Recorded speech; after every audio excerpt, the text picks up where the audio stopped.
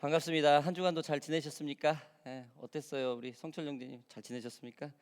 5시간을 달려와서 지난주에 아유 오전에 갑자기 그 우리 전에 시찰부에서 오셨던 또 안경쓴 목사님 한 분 있었잖아요. 지난주 일요일 날 저녁에 집에 있는데 연락이 왔어요. 어머님이 소천하셨다고. 그래서 오늘 이번 주에 설교 좀 해달라고 해서 오전에 거의 예배를 갔다 왔어요. 지금 제가 급하게 막 이렇게 메이크업하고 이제 하고 좀 오니라고. 아유 제가 좀 정신이 좀 없네요. 아무튼 저희를 믿고 그렇게 해주셔서 너무 감사하고요. 다행히 우리가 1시 반 서비스여가지고 그나마 잠깐이라도 섬길 수 있어서 가서 너무 감사한 시간이었습니다. 자, 오늘 요한계시록 시리즈를 하고 있는데 여러분 어떻게 요한계시록 좀 이해가 되십니까? 이해가 되십니까? 요한계시록은 이렇게 생각하면 돼요. 세븐 처치, 세븐 인봉, 세븐 시리죠. 세븐 나팔, 그 다음에 이제 세븐 환란, 이렇게 4가지 하면 끝이에요. 4가지로 구분하시면 돼요. 근데 도대체 그게 우리들 삶에 이 말씀하고 무슨 관계가 있느냐? 여기에 우리가 지금 포커스를 맞추는 겁니다, 여러분. 자, 우리는 계시록 기자가 실제로 본 것과 들은 것을 적었다고 우리는 요한계시록 1장을 통해서 우리가 계속 지금 매주마다 리마인드하고 있죠. 자, 7교회를 통하여서 2000여 년이나 전이나 지금이나 하나님의 말씀은 여전히 선포되고 있습니다. 말씀이 살아 있어서 2000년 전에 쓰여져 있던 글이 지금 우리가 읽고 선포할 때 굉장히 적용이 되고 실질적인 부분과 맞는다는 게 굉장히 놀라운 일들 아닙니까? 자, 지난주 계시록 기자가 성령의 감동으로 하늘에 하나님 보좌의 24장로들의 그 보좌의 멸관을 본 것을 통하여 우리가 하나님을 믿는 것과 24장로들의 그 동일한 하나님의 능력을 부음받은 사람이라는 것도까지 우리가 배웠습니다. 좀 공기가 좀 저만 그런가요? 자, 무엇보다도 어린 양은 예수이고, 자, 그 예수의 희생으로 사탄과의 전쟁에서 이미 다 이긴 싸움에 우리가 참여하고 있다는 사실까지 우리가 지난주 말씀을 통해서 보았습니다. 자, 오늘은 오늘 성경 읽은 부분 6장 1절에서 5절이지만은 우리가 전체 6장에서 8장까지 전체 내용을 가지고 우리가 살펴봅니다. 자, 역사의 주인공 예수 그리스도. 자, 말씀을 시작하겠습니다. 자, 오늘은 예수 그리스도께서 받아오신 그 책, 그 인봉을 여는 그 과정에 있습니다. 먼저 5장 1절부터 5절까지 같이 보겠습니다. 내가 보매 보좌에 앉으신 이의 오른손에 두루마리가 있으니 안팎으로 썼고 7인봉으로 봉하였더라. 또 보매 힘있는 천사가 큰 음성으로 외치기를 누가 그 두루마리를 펴며 그 이늘 떼기에 합당하느냐 하냐. 하늘 위에 땅 위에나 땅 아래에 능히 그 두루마리를 펴거나 보거나 할 자가 없더라. 그 두루마리를 펴거나 보거나 하기에 합당한 자가 보이지 아니하기로 내가 크게 울었더니 장로 중에 한 사람이 내게 말하되 울지 마라. 유대 지파의 사자 다윗의 뿌리가 이겼으니 그 두루마리와 그 7인을 떼시리라 하더라. 여러분 이게 무슨 소리입니까? 뭔가 지금 봉을 띄었죠. 두루마리 책, 즉 파피루스 성경인 이 봉인되어 있다라는 거예요. 실로요. 그게 무슨 뜻이냐? 하나님 말씀이 이스라엘 전체에 지금 닫혀 있다라는 거예요. 블록되어 있다라는 것이죠. 하나님의 말씀은 하나님을 믿는 사람에게 선포되어지고 역사가 되는 건데, 세상은 말할 것도 없지만 이제는 하나님의 자녀들에게까지 이 하나님의 말씀이 봉인됐다라는 거예요. 즉 하나님의 사람들이 하나님의 말씀을 듣지 못하고 있다라는 겁니다. 그래서 성경 말씀에 천사가 큰 음성으로 누가 그 두루마리를 펴며 그 인을 떼기에 합당하느냐, 아니면 또 하늘 위에 땅이나 땅 위나 땅 아래에 능히 그 두루마리를 펴거나 보거나 할 자가 없더라. 즉 하나님의 말씀을 필 수 있는 자와 하나님의 말씀을 보고 들을 수 있는 자가 지금 세상에 없더라는 거예요. 왜 그럴까요, 여러분? 하나님의 말씀을 읽지 않고 하나님의 음성을 들을 수는 없어요. 하나님을 믿으면서 하나님의 뜻을 구하지 않으면은 하나님의 음성을 전혀 들을 수 없습니다. 계시록 기자가 본문을 쓸 때는 네로 황제가 다스리는 로마 시대였습니다. 이스라엘의 그 핍박이 극치에 달을 때죠. 예수를 믿는다는 이유로 로마 황제를 신으로 섬기지 않는다는 이유로 콜로세움 경기장 같은 곳에서 사자의 밥이 되거나 펄펄 끓는 기름물 속에 넣어서 죽거나 아니면은 사람의 가죽을 벗겨서 죽는 그런 사형 제도가 비일비재했었을 때입니다. 그 사람들이 도둑질을 하거나 살인을 하거나 이런 나쁜 짓을 한 것도 아니고 그냥 예수를 믿는다는 이유 하나로요. 여러분, 모든 말씀을 읽을 여유가 없었겠죠. 왜? 사회 전체가, 이스라엘 민족 전체가 공포로 쌓여 있었기 때문입니다. 오직 자신의 몸과 생명 부지에 집중해야 되는 시기였을 것입니다. 하나님의 말씀을 읽고 들으려 해도 세상 전체가 죽음의 공포로 덮여 있어서 그저 로마 황제에게 절하지 않기만을 바라고, 그러니까 하나님을 유일신으로 믿는 이스라엘 민족에는 그런 질문이 자기한테 그런 정죄가 왜 너 로마 황제한테 절하지 않았어? 라는 질문이 피해갈 수만 있게 그것만 바라고 있었더라는 거예요. 왜? 이들은 절대 하나님 외에 다른 신에게 절하지 않기 때문입니다. 여러분, 요즘 세상을 한번 볼까요? 왜 요즘 세상 또 비슷하죠? 왜 하나님의 말씀을 듣기가 어려울까요? 좀 우리 짧은 영상 좀 잠깐 볼까요? 내가 한 1분 정도 좀 몇 개 해놨는데 사운드가 체킹이 안 되나요? 많이 쓰이고 있는데 기술이 발전하면서 사람을 닮은 모습을 하고 사람처럼 더 복잡한 노동을 해내는 로봇들이 등장하고 있습니다. 먼저 정현 기자가 보도합니다. 위층에서 공구 가방을 찾는 작업자, 로봇 아틀라스가 나무판을 들어 임시 다리를 놓은 뒤 가방을 들고 다리를 건너 작업자한테 가방을 던져줍니다. 연구 단계 때는 나무판을 건너다 떨어지고 역기를 들고 고꾸라지길 수차례. 하지만 이제 유압식 집게팔로 무거운 물건을 옮길 수 있을 뿐 아니라 정교하게 균형도 맞출 수 있습니다. 공장 경비를 서는 강아지 로봇과 생산 라인의 산업용 로봇을 개발했던 이 로봇 업체. 이제 인간과 비슷한 일이 가능한 노동용 로봇이 미래 화두입니다. 특정 업무를 대체하는 용도의 로봇도 더 진화했습니다. 산업용 로봇과 커피 머신을 결합한 일명 바리스타 로봇입니다.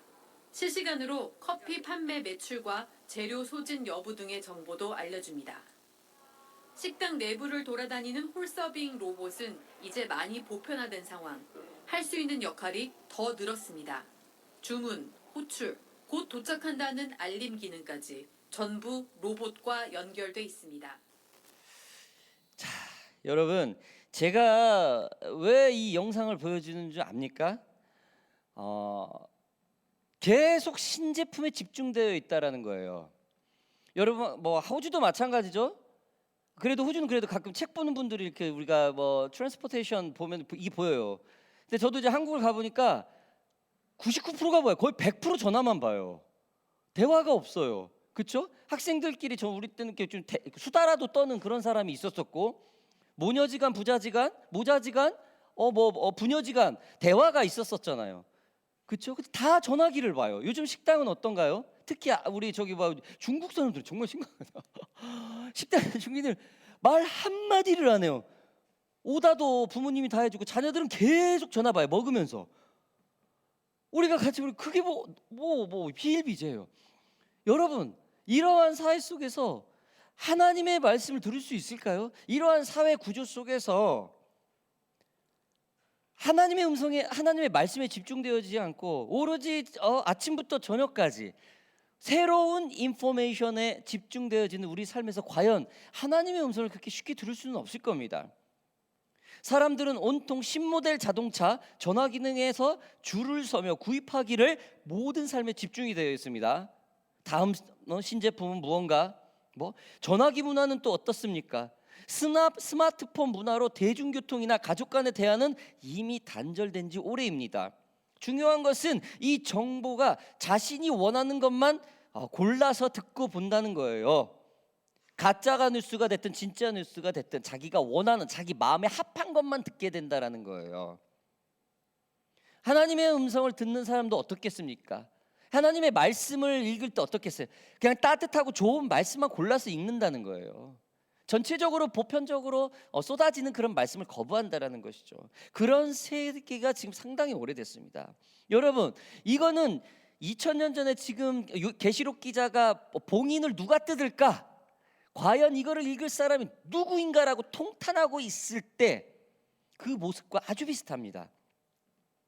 이러한 삶 속에서 하나님의 말씀을 듣기는 어렵습니다. 하나님 말씀이 있다 해도 듣는 이의 관심이 전혀 다른 곳에 있기 때문에 현재를 살아가는 우리도 어쩌면 하나님의 말씀이 이 두루마리 성경처럼 철저하게 봉인될 수도 있다라는 거예요. 계시록 기자는 성경 말씀을 펼 사람이 없어 크게 울었다고 합니다. 통곡을 했다고 그러죠. 자, 그러면은 이 통곡을 하면서 과연 이 봉을 열 사람이 누군가에 대해서 7봉 임봉 중에 첫 번째 봉을 열기 시작합니다. 그게 누구인가? 바로 거짓 그리스도입니다. 자, 보겠습니다. 2절 한번 말씀 보겠습니다. 이에 내가 보니 흰 말이 있는데 그 탄 자가 활을 가졌고 면류관을 받고 나아가서 이기고 또 이기려고 하더라. 여러분, 흰말 탄 사람은 누구일까요? 흰 빛은 여러분 성결을 비유를 해서 보여줍니다. 이것은 뭐 죄가 없고 깨끗하다라는 것을 의미하죠. 마태복음 17장에는 이 깨끗함에 대해서 예수님이 주는 그 말씀을 설명을 하고 있습니다. 마태복음 17장 2절 보겠습니다. 그들 앞에서 변형되사 그들이 해같이 빛나며 옷이 빛과 같이 희어졌더라. 여러분, 굉장히 희다라는 것을 순결함으로 표현을 하고 있죠. 그러나 이 흰말 탄 자는 뭐를 갖고 있습니까?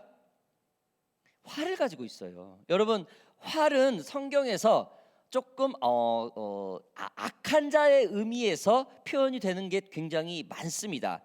우리 시편을 조금 볼까요? 시편 11편 2편 보겠습니다. 악인이 활을 당기고 화살을 시위에 먹이며 마음이 바른 자를 어두운 데서 쏘려 하는도다. 37편 17절 보겠습니다.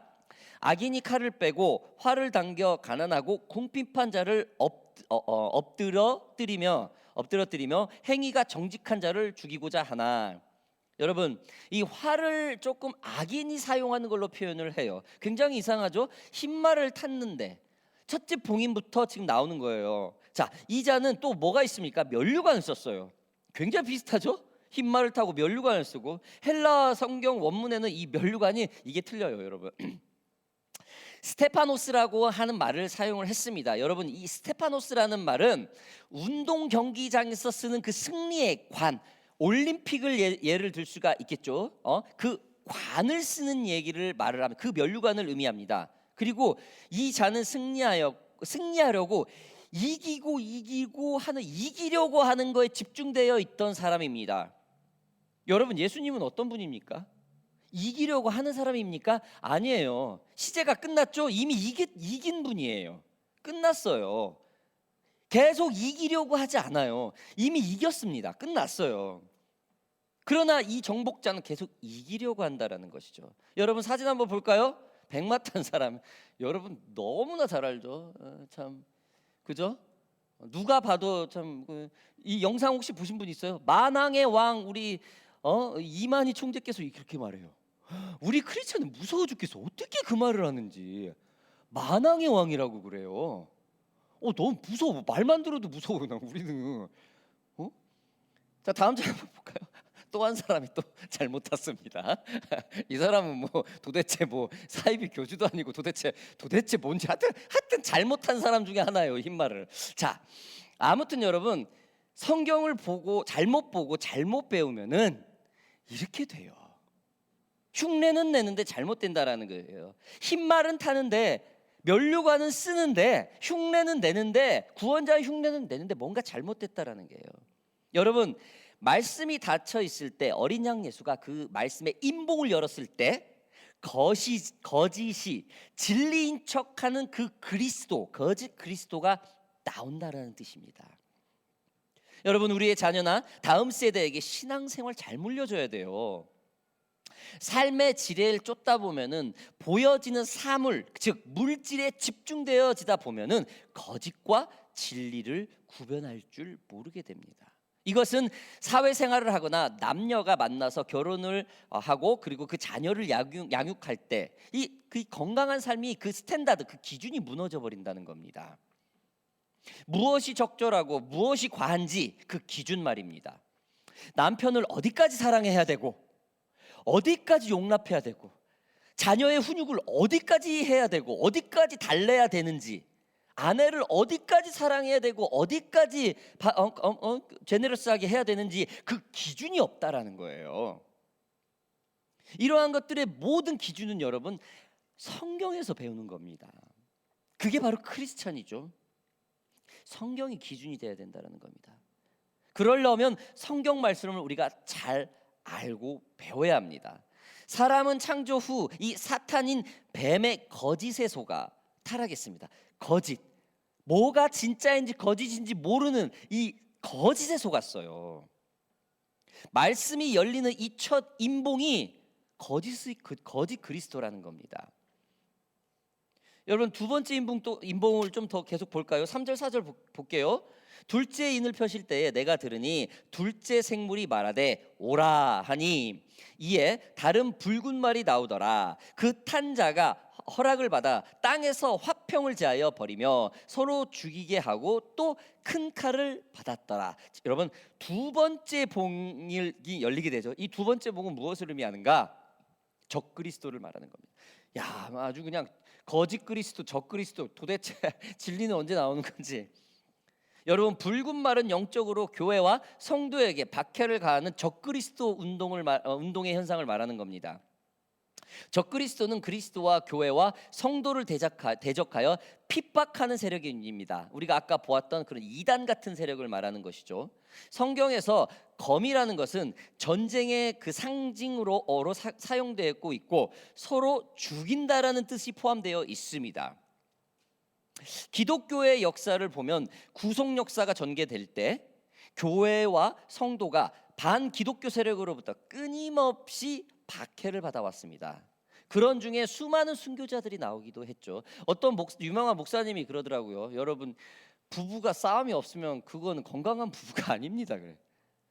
사탄하고 크리스찬이 서로 전쟁이 없으면 그건 건강한 크리스찬이 아니라는 거예요. 왜 그냥 서로 상관할 일이 없으니까 평행 구조로 똑같이 간다라는 거예요. 서로 만날 일도 없고 저기 할 일도 없다라는 거예요. 그러나 사단은 분명히 크리스찬을 공격을 하죠. 저렇게 흰 말을 타고, 그렇죠? 간섭을 한다는 거예요. 이단은 교회에 들어와 14만 4천을 채워야 된다고 꼭 그렇게 저기를 하죠. 그렇죠? 여러분, 아무튼 이 적그리스도, 둘째 인봉에는 적그리스도, 교회를 핍박하는 이 적그리스도를 상징한다라는 거예요. 마태복음 10장 21절 22절에는 적그리스도에 대해서 이렇게 말을 합니다. 장차 형제가 형제를, 아버지가 자식을 죽이는 데에 내어주며 자식들이 부모를 대적하여 죽게 하리라. 또 너희가 내 이름으로 말미암아 모든 사람에게 미움을 받을 것이나 끝까지 견디는 자는 구원을 얻으리라 라고 했습니다. 여러분, 이런 의미에서 마태복음 10장 34절에서 36절 계속 보겠습니다. 내가 세상에 화평을 주려 온 줄로 생각하지 말라. 화평이 아니요 검을 주러 왔노라. 내가 온 것은 사람이 그 아버지와 딸이 어머니와 며느리가 시어머니와 불화하게 하려 함이니 사람의 원수가 자기 집안 식구라. 여러분, 이게 뭡니까? 관계에 끊임없이 트러블이 있다라는 거예요. 누구까지요? 부부관계, 자녀와의 관계, 부모와의 관계, 모두가. 그러면 이게 트러블이 있으니까 하나님의 뜻이냐 명령이냐, 그냥 그래 트러블이 있으니까 계속 그 트러블을 맞고 가자, 이 뜻인가? 그렇지 않죠.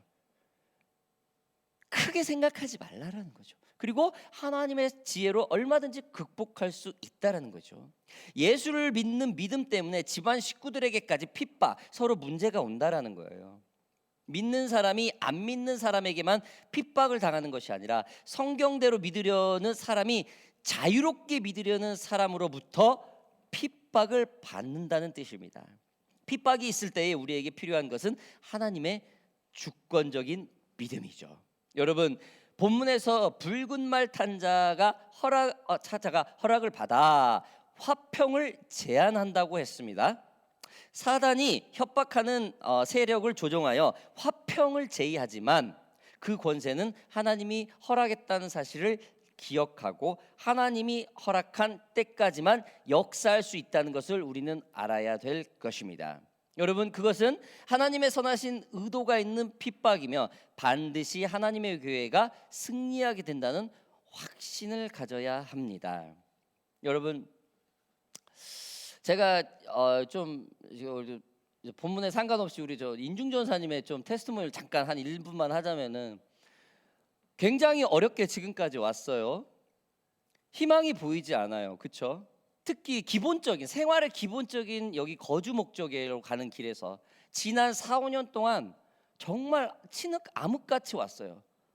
희망이 없죠. 도대체 여기 왜 있어야 되나, 어떻게 버텨야 되나라는 정말 눈물 흘린 그런 서로의 간증이 많았어요.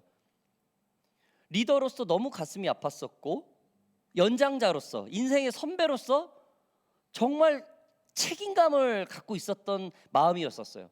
할 수 있는 거는 기도하자. 하나님께 기도하자. 뭐 교회를 세우면 뭐가 잘 되고, 뭐 선한 일은 뭐 하면 뭐가 잘 되고, 이렇게 리드하지 않았어요. 최선을 다하자. 우리 하나님께 매달리자. 어쩌면 그게 세상의 영적인 핍박이겠죠. 그때 얼마나 마음에 그 다른 생각들이 교차가 됐겠어요. 가버릴까? 또 직장에 또 문제가 있어서 트러블이 있었죠. 뭐 재정이 곧바로 들어오지 않는 그런 문제가 있었고, 막 제니퍼 사모님이 한두 번 눈물을 글썽인 게 아니에요. 우리 크로스 눈물을 기도하면서 지난 5년 동안. 그랬을 때 어떻게 했을까요? 기도만 했다라는 거예요. 그런 유혹, 그런 핍박, 이건 세상의 핍박인 거예요. 그러나 동역자 같이 기도하면서 끝까지 지금 버텨내고 있다라는 겁니다.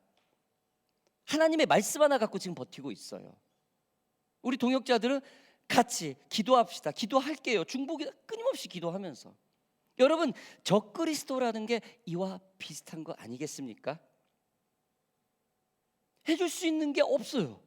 같이 기도하고, 같이 마음을 나누고, 같이 눈물 흘려주고, 같이 기뻐하게, 같이 행복해하고.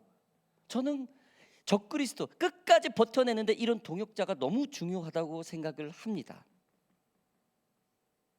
아무튼 첫 번째는 거짓 그리스도, 두 번째는 적그리스도. 여러분, 끝까지 버텨내셔야 됩니다.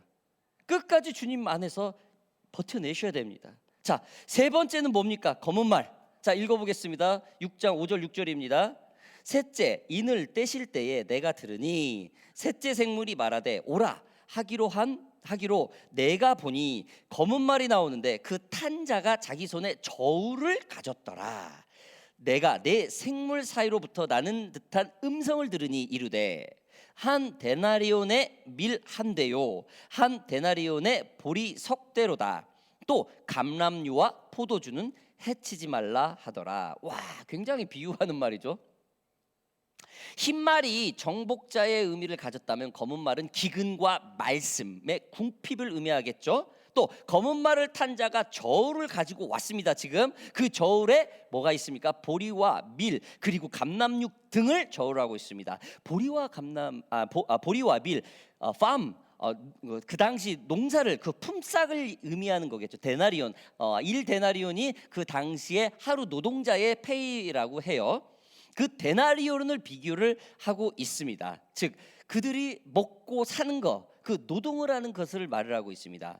먹는 모든 것이 당시 궁핍했던 노동자의 품삯과 같다라는 것이죠. 감람류, 즉 이 올리브유, 이 포도주는 굉장히 풍요를 상징을 합니다. 갈증을 해결해주고 어두운 데서 출구를 찾는 것 같은 것이 이 포도주와 이 감람류입니다. 즉 올리브유를 말하는 것이죠. 이거를 저울든 자에게 위협을 받는다라는 것, 모든 게 위협을 받는다라는 겁니다. 즉 세 번째는 궁핍과 메마름이 있다라는 말씀입니다. 자, 마지막으로 오늘 말씀 네 번째 마지막입니다. 네 번째 오늘은 네 번째 본까지 말을 하겠습니다. 인본까지 말을 하겠습니다. 자, 네 번째 인본은 뭡니까? 청황색 말. 도대체 이 청황색 말이 도대체 뭔지 폴 홀스라고 그러나요? 자, 읽어볼게요. 7절 8절. 넷째 인을 떼실 때에 내가 넷째 생물의 음성을 들으니 말하되 오라 하기로. 8절 내가 보매 청황색 말이 나오는데 그 탄자의 이름은 사망이니 음부가 그 뒤를 따르더라. 그들이 땅 4분의 1의 권세를 얻어 검과 흉령과 사망과 땅의 짐승들로부터 죽이더라.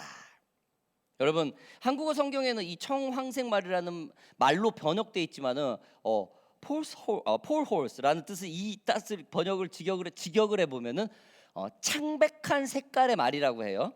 창백한 색깔. 이 색은 뭐 황색을 띤 초록색. 우리가 뭐 이렇게 체하거나 이렇게 긴장했을 때 얼굴 창백해진다고 그러죠. 얼마 전에 우리 크로스 그룹에서 간증했는데 뭐 어플에 누가 돈이 빠져나갔대요. 근데 막 얘기를 하는데 조엘이가 얼굴이 창백해지더래. 그 게임을 해가지고 그걸 눌렀대요. 조엘이가 가가지고 그게 이제 엄마 통장, 아빠 통장 계좌로 빠져나갔는데 조엘이가 옆에서 얼굴이 창백해지고 이거 누가 눌렀어 했는데 아무튼 그 창백해지는 좋지 않은 색깔이죠. 예. 아무튼 햇빛을 여러분 나뭇잎이 햇빛을 보지 못하고 말라 가지고 있는 색깔이 바로 청황색빛이라고 이렇게 표현을 한다고 합니다. 이와 같이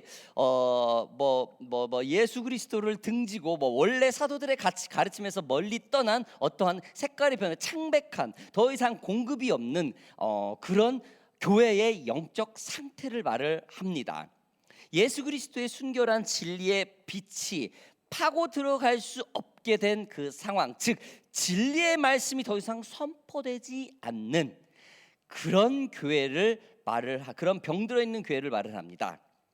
본문에도 말씀 나와 있죠. 그 탄자의 이름은 사망이니 음부가 그 뒤를 따르더라. 여러분, 이 무엇보다도 교회가 완전히 그리스도를 떠나 영적 죽은 상태를 말을 합니다. 그 탄자의 이름을 사망이라고 하였어요.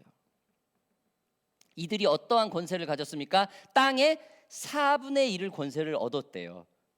전체에 얻은 건 아니에요. 있기는 있어요. 4분의 1을 가지고 있대요. 여러분, 4분의 1이면 상당히 커요. 우리가 세금을 얼마 내죠? 4분의 1 정도 내죠. 그쵸? 맞나요? 우리 맞나요? 우리가 4분의 1 정도 세금 내지 않나요? 우리 30%. 거의 3분의 1 가까이 많이 내. 아무튼 그것도 많은 건데 이 4분의 1의 일부의 권세를 가지고 있다라는 거예요. 누가요? 이 영적으로 죽어 있는 이 사단의 영이요. 암흑 시대라는 겁니다. 영향력을 갖고 있다라는 겁니다. 많은 순교자와 하나님의 진리의 말씀은 여러분 당시에 교황권에 의해서 무시가 되는 그런 영적으로 죽어 있는 그 당시 교회를 말합니다. 말씀을 마무리하겠습니다, 여러분. 당시 계시록 기자가 시대에는 하나님을 믿는 사람으로서 엄청난 핍박을 받았던 시대입니다. 그래서 하나님의 말씀을 듣는 자가 없었습니다. 들으려고도 하지 않았죠. 너무나 지금 요즘 시대하고 비슷하죠. 계시록 기자가 통곡을 하며 울 정도로 하나님의 말씀이 수월하게 그들에게 가지 않았습니다. 이것을 두루마리 성경이 봉인되어 된 것으로 요한계시록 기자는 그런 환상을 봅니다. 이 봉인을 어린 양 예수가 열었는데 그 처음이 거짓 그리스도, 두 번째가 적 그리스도, 세 번째가 사탄의 봉인, 창백한 청황색 그런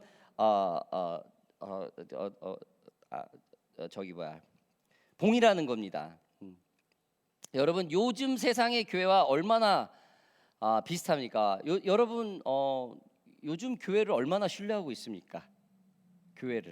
우리 교회를 많이 신뢰합니까? 이거 우리 한번 질문해봐야 돼요. 이 부분에 대해서. 그러면은 교회가 잘못된 건가, 내가 잘못된 건가 한 번쯤은 질문해야 되지 않겠습니까? 네? 언젠가는 우리 자녀가 우리에게 이 질문을 하겠죠.